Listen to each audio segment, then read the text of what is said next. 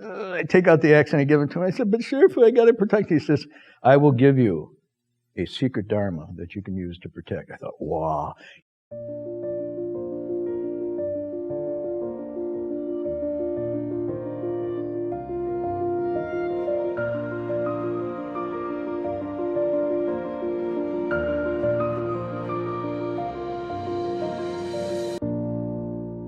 From the beginning, where the first day before we began at Gold Wheel Monastery in LA, Master Hua told him, okay, as Dharma protector, he said, you may not use your fists or your feet. You may not use your martial arts. And Marty's a black belt in Taekwondo and other things. He said, as soon as you throw the first punch or the first kick, you are no longer my disciple. And so Marty had actually considered putting a hatchet. No, I did. And he had a hatchet. I had an axe in his bag. When we were planning this, we were in the monastery in the back. I was still a layman. He was a monk. So my idea of this pilgrimage is, something out of, living in the wild, back to nature. And so I go on and get all this really good sleeping bags, the latest titanium cooking ware with the stove and all this sort of things. And I bring it in, and we're in the back room and we're planning. And Hung Shui's going, oh, that looks good. That's great. It's good. And then Master Hua comes in and he looks at it. What are you doing? Well, we're getting ready for the pilgrimage. He says, nah. You should take anything that nobody wants. Don't take anything that anybody would even turn an eye second. Oh, yeah.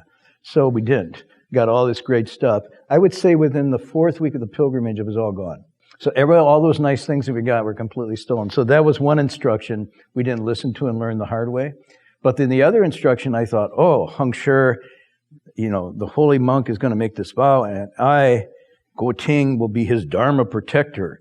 And I will use my martial arts to save him from all these villains that descend, like Xuanzan and Monkey. Here we go.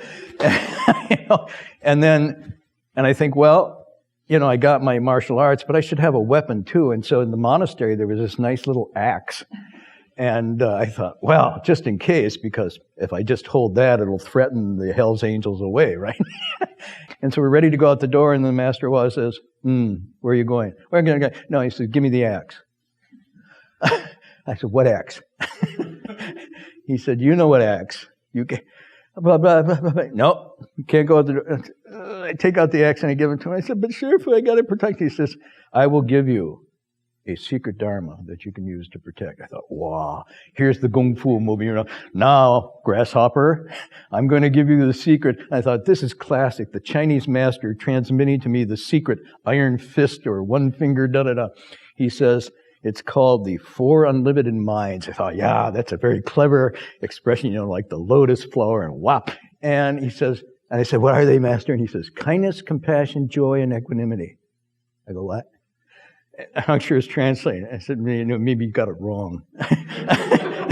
It's fist, hand, and kindness, compassion, joy, and equanimity. He said, if you use those 4 unlimited minds, you will never be in danger and nothing will happen. If you don't use those, I can't vouch for you.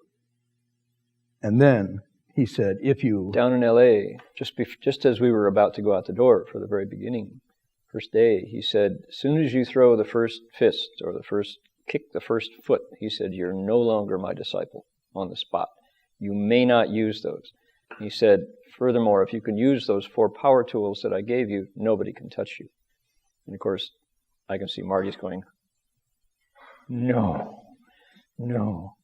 And then Shifu turns to me and says, well, he says, on this trip, this time, you're not going to get enlightened. But what you write may have the power to cause all kinds of people to fa puti xin, to bring forth the resolve for Bodhi. And of course, I didn't hear the second part of that sentence. All I heard was, you're not going to get enlightened on this trip. I was like, Shifu? We're what? He said, you must write. He said, any day, if you don't put your clothes on, that's not important. If you don't write, that's important. You must write every single day. Any day that you don't eat, that's not important, but you must write every day. Do you understand? It's like, okay, Shifu. 现在说你保护这个果真三不一拜呀，这是也维护这个佛教啊，你不要怕劳苦啊。你看他们是不是违法忘去啊？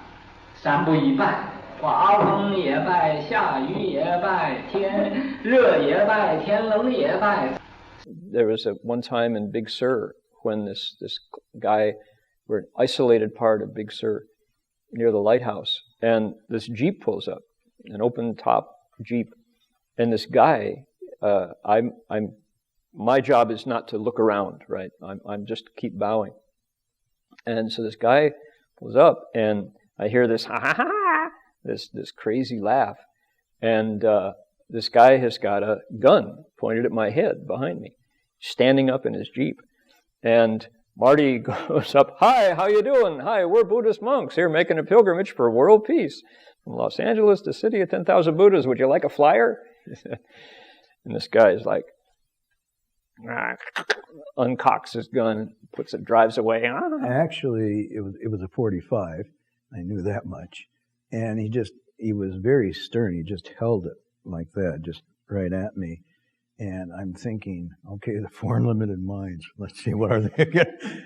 And what I actually did was I put my palms together and did a half bow to him. And at that, he kind of looked at me, and then he released it, put it in, and just drove off.